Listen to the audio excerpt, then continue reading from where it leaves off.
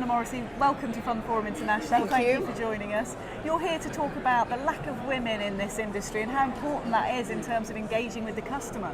I think it's an incredibly important issue. Only 7% of UK retail funds are managed by women, and in the States, only 2% of the total assets under management for the industry are run by women. And that's, obviously means that we don't have the right cognitive diversity when it comes to making decisions, but it puts us in a very extreme position when it comes to making sure we connect with our customer base, half of which should at least be women.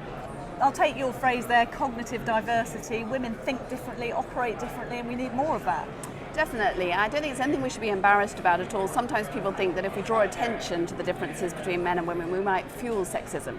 I actually think it's really important to celebrate our differences, to recognize that together we can be a stronger team. So, for example, women obviously produce a lot less testosterone in our bodies each day, about 10% on average compared with male levels. And that means our attitude to risk is very different. We also are motivated by different things in life. So our customers, for example, it's been analysed and shown that women want quite different things out of money management than men do. Men are more interested in making money.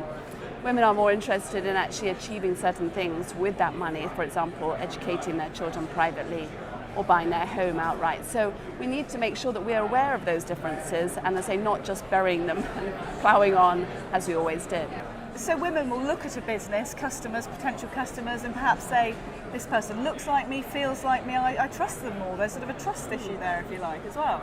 Well, definitely. And again, there's a lot of data showing that women respond quite differently to sales techniques. They don't like to be sold aggressively to, and they are motivated by quite different aspirations for their money when they have it managed. They don't want necessarily to make money for its own sake, which apparently men are more interested in doing. They actually want to achieve certain life goals, such as educating their children privately or buying their home outright. And that requires, acknowledging that and us operating so that we are not just putting men in front of women. Perhaps sometimes it comes across as patronizing as well. Women have said that often they feel that they're being talked down to, whereas they actually have often made the money that they're looking to invest. This is an industry that's not well known for its willingness to evolve. So do you think it truly is changing? Is it sort of doing it willingly or being sort of dragged kicking and screaming into the new world, if you like? Well, I think that we have a little bit of a problem in terms of self-awareness about the issue. I think that superficially, I think everybody says, yes, we want more diversity. We're really keen on having more women involved, but also other types of diversity, people with different educational backgrounds, people who've got different ethnicities, etc. But actually, when it comes to how we behave on a day-to-day basis, I certainly see, even now, I find myself in situations where I'm the only woman out of 15 people in the room. And actually, people do subtle things. They're not conscious that these unconscious biases come through. And I think we need to make more of a concerted effort. Is there more interest in sort of behavioural analysis as well of how having women around in a business is going to bring in new custom from women? Well, perhaps not as much as you would think there might be, because it seems so obvious to me, and it also seems obvious post the financial crisis that we need to look at what caused that, and often it was, one group of people, mainly men, particularly obviously doing acting more short-term, having the winner effect of testosterone really creating more risk-taking than you might have from a balanced team. So I think, again, it's been a little bit very slow development, and at the moment I don't think we're living and breathing the need to change, to make this a mainstream issue. It's not just about being nice to women. This is about revolutionising our industry so that we're modern and forward-looking.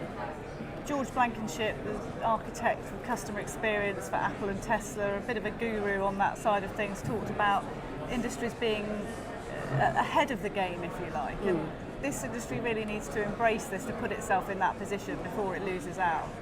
Yes, I think first of all we need to get concurrent with life and then to move ahead. And again, I don't think this will come from just gradualist, or we must look around us, we have too few women in the room, what are we going to do about it? We need some very specific actions targeting women graduates.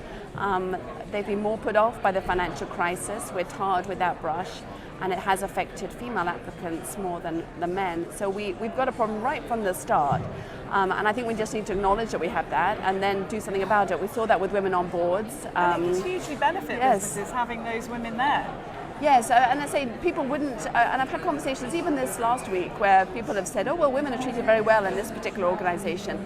And I've had to point out examples where, you know, when you do and you say, well, actually, you don't seem to have many working mothers, for example. And they say, no, you're right, actually. I thought that was just a coincidence, but now I stopped thinking about it.